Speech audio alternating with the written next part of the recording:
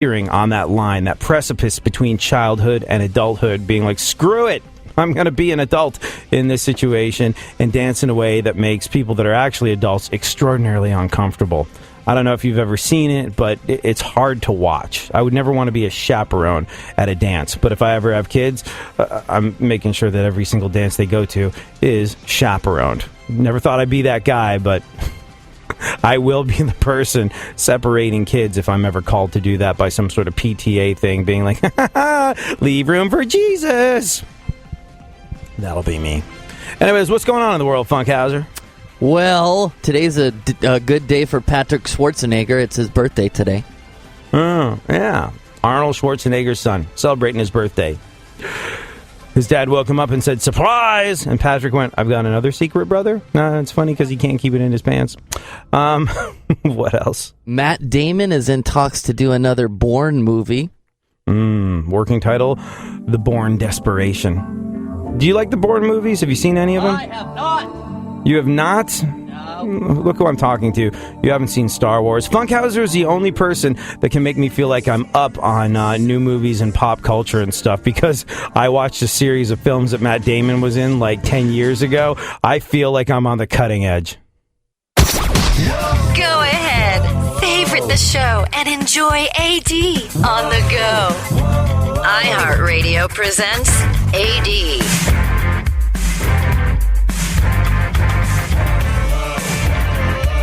Yep. Joe Biden. You know, there's an old-timey gangster-esque phrase that people like to throw around, or at least did back in the day, which I don't feel people use enough now. But it perfectly sums up Joe Biden. Mealy mouth. Why, you mealy mouth rat bastard, or something like that. But like, this guy is. No matter how you voted, I think we can all agree Joe Biden is a bit mealy-mouthed. Like, I would imagine they let him out in public and allow him to talk into a microphone as little as humanly possible at this point. He said something that upset people, or helped people manufacture some outrage, depending on how you want to look at it. And we'll get into that in a little bit. Plus, the married couple that had a threesome with a homeless guy, which ended in a brawl when the two men argued over hamburgers. It was just one of those stories where I'm like, it's too weird. That's too weird to believe. It's too weird to... I really have no punchline to the whole situation, but the story is so strange. It's such an illustration of how weird people are that I should probably talk about it on the radio. Right now, though, let's finish looking at the events of today in My Witness News. Funkhouser, what else is going on in the world? Netflix is now allowing users to delete movies they've already watched from their viewing history. This means that luckily no one besides your cats has to know how many times you've watched 27 Dresses. You can take all those foreign dramedies with a strong female lead out of your Netflix history, so you're the only one that knows. What else? Jenny McCarthy says she lost her wedding ring during sex with Donnie Wahlberg. Yeah. Where did she lose her wedding? She's probably not all that worried. I'm guessing it'll fall out while she's doing yoga. What else? Practice those Kegels. Oh, God. Kim Kardashian is defending Kanye. Wait. What? I'm doing mine now. Oh, can I? Okay. Yeah, I heard it a okay. little bit there. That's good. And 1,000. Go on. Kim Kardashian is defending Kanye, despite the video clearly showing him screaming at a fan in a wheelchair to get on his feet. Yeah, though in Kim's defense. Guy. He's all right to me. Guy in a wheel, I'm gonna let you. Guy in a wheelchair, I'm gonna let you finish. But Stephen Hawking is the greatest disabled guy of all time. In Kim's defense, though, in Kim's defense, she is the single biggest moron ever to walk the face of the earth. What else? TBS will air a 20-episode marathon of Friends to mark the show's 20th anniversary. Oh. That must be what Kathy in accounting was so happy about. Still hasn't found a husband. She needs to watch the one that that makes you find a husband. Right? Yeah. She's settling in her Ugg boots with a pumpkin spice latte ready to go, all set to watch a 20-episode marathon of Friends, and then cry because there's no one to fill the gaping void in her life. And I mean, in terms of a male companion, you dirty-minded pervert. What else? No ring to lose. No ring to no ring to lose, and no fun way to lose it. Disney is making a wedding gown for women who want to dress like Elsa from Frozen. Yeah, I saw that. But don't you have a feeling that if you're a grown woman who enjoys dressing like a Disney princess, you might not be getting married anytime soon? You might be more busy watching your 20-episode marathon of Friends on TBS. Oh, please continue. The Advocate published a list of the 50 most influential LGBT people in the media. Are we on that list? Lesbian, gay, bisexual, and transgendered. Is that what it is? LGBT? Yeah. That's not. I thought it was like a delicious sandwich with some ingredient I wasn't aware of starting with a G in it. No, I don't think we're on the list. Maybe next year. Anderson Cooper and a bunch of professional wrestlers, I'm guessing. What else? And this guy, today is Lance Armstrong's 43rd birthday. Right, yeah. Unless he's lying, which he is apt to do. However he's celebrating his 43rd, I'm sure Lance Armstrong's having a ball. Just the one, though. It's funny because testicular cancer. It's weird, how Lance Armstrong, like, there's certain situations where, like, the Blade Runner, Oscar Pistorius,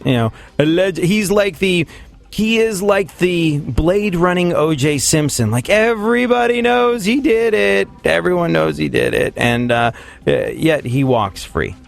There was reasonable doubt or something of that nature. For whatever reason, he's out. He's out Blade running the streets as we speak. And there's interesting paradigm shifts in the social and political zeitgeist sometimes that allow you to make fun of people that have suffered through things like cancer and not having legs. And Blade Runner and Lance Armstrong are pretty much at the top of those particular lists. Yep. What else? The average person is already thinking about their Halloween costume. Do you dress up at Halloween? Is that a thing? I was going to be Pitbull. Or no, I was going to be Kesha. And my girlfriend was going to be Pitbull because we met on Tinder, and don't they have a song together? I'm up on Tinder. You know that song? Yeah. Chance for me to wear glitter. Is that what that song's about? No, he's saying timber. That's what I thought. Oh! It was a joke. Yeah. Okay. Are you going to dress up? Maybe. That was a lot of work for not a lot of payoff, but some might argue that pictures. Some might argue this entire show is that. So it's keeping with the spirit of the thing. But you are going to dress up? Yeah. I'm not a dressy uppy type of guy. I'm not. Go as yourself. I always go to these like radio station Halloween events. And people are always like, oh, man, where's your costume? You're not in the spirit of things. And I have two ways of deflecting that kind of criticism. One, I bring candy, which I throw at people. They seem to appreciate that. But when people on Halloween give me a hard time for not being dressed up, I always say, look closely. That's a subtle costume. You don't realize it, but I'm dressed as the guy that's going to bang your mom later.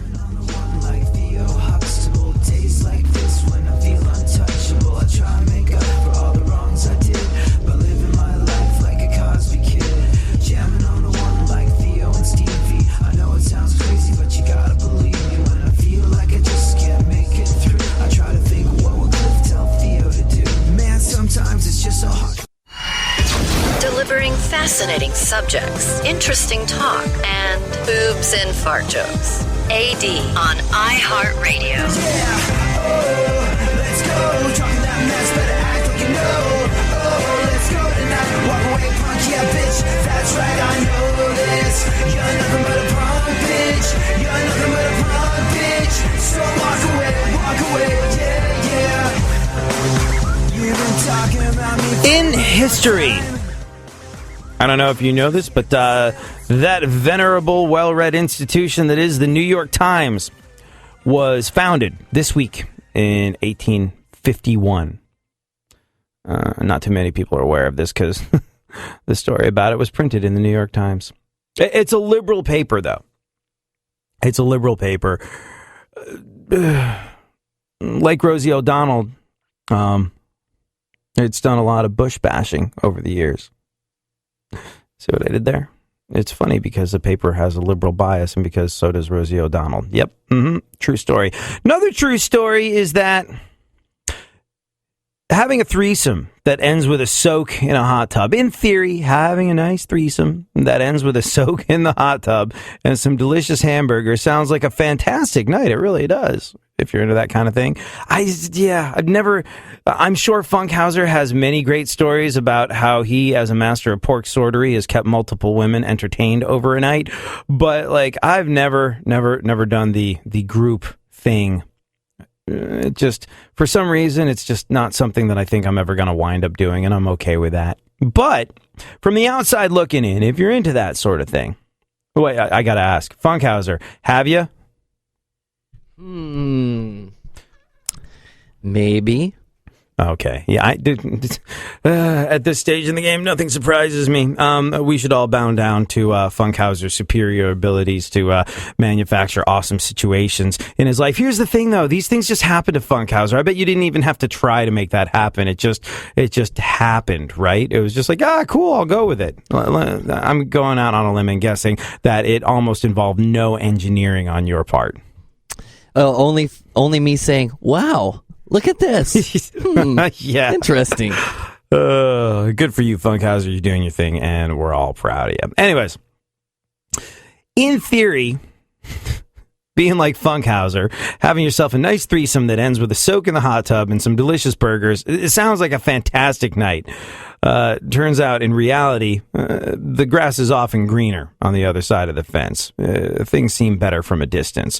And whatever other metaphor you want to apply to this situation where things aren't as good in reality as you think they're going to be. 30-year-old Martin Miller of Bay City in Michigan. Very surprised the story didn't occur in Florida. I bet there's similar things happening in Florida right now. And I bet they don't even make the news in Florida because they're so commonplace. But 30-year-old Martin Miller of Bay City, Michigan, and his wife, 24-year-old Daniela Miller, decided to have a threesome last Friday night.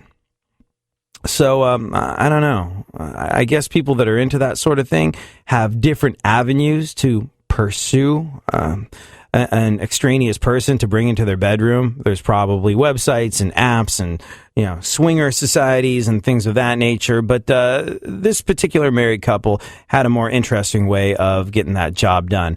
They invited a 20-year-old homeless guy called Michael Cheney to get it on with them. They had the threesome with the homeless guy, but apparently Martin, the homeless guy, got pretty upset.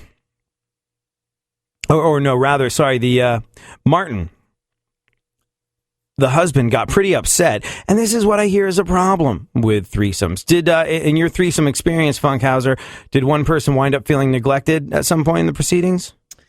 No, it happened so quick. There was no time.